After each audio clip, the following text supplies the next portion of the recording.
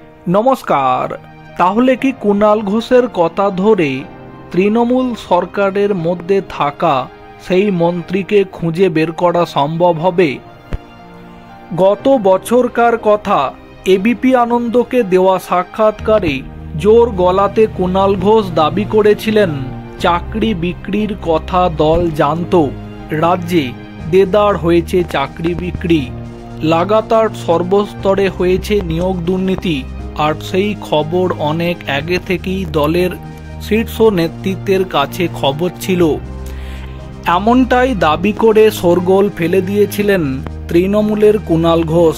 তিনি স্পষ্ট বলেছিলেন, রাজ্যে চাকরি বিক্রি হচ্ছে, পার্থ চট্টোপাধ্যায় বা তার নাম করে টাকা তোলা হচ্ছে।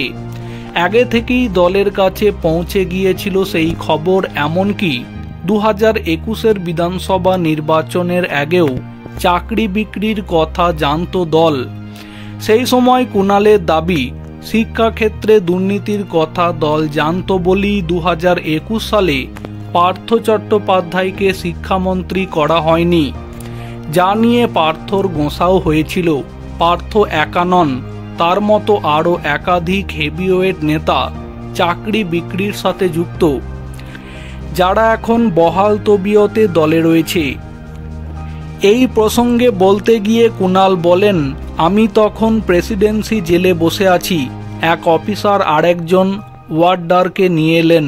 বিষয়টা ছিল শিক্ষকের চাকরি হচ্ছে, বড়বাবু একটা সাহায্য করতে হবে। তৃণমূলের এক নামকরা নেতা 7.5 লক্ষ টাকা চেয়েছেন। আমার আত্মীয় 5 লাখ জোগাড় করতে পেরেছে। আপনি যদি একটা চিরকুট লিখে দেন, তাহলে যদি বাকিটা মুকুব হয়ে যায়। কুণাল ঘোষ সাফ বলেন, তিনি পার্থ চট্টোপাধ্যায় নন। কুণাল বলেছিলেন, চাকরি বিক্রি করে কেউ না কেউ অন্যায় করেছে, সেই লোক এখনো মন্ত্রিসভায় নিজের পদে বহাল আছে। চাকরি বিক্রিতে যুক্ত তিনি এখনো রাজ্যের মন্ত্রী। তৃণমূল নেতা কুণাল ঘোষ দাবি করেন, আজ নিয়োগ দুর্নীতির জেরে যে পরিস্থিতি হাতের বাইরে বেরিয়ে যাচ্ছে বলে মনে হচ্ছে, সেটা আগে ছিল না।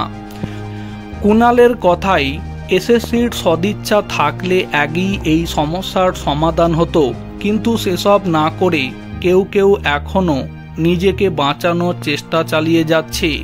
তাহলে কি দেশের সর্বোচ্চ আদালত থেকে চাকরি বাতিলের পরে মুখ্যমন্ত্রী মমতা বন্দ্যোপাধ্যায় তৃণমূল সরকারের যে মন্ত্রী ব্রাত্য বসু, অরূপ বিশ্বাসদেরকে নিয়ে একটি গোপন বৈঠক সেরেছিলেন, তাদের মধ্য থেকেই কি কুণাল ঘোষের কথা অনুযায়ী সেই মন্ত্রী লুকিয়ে আছে?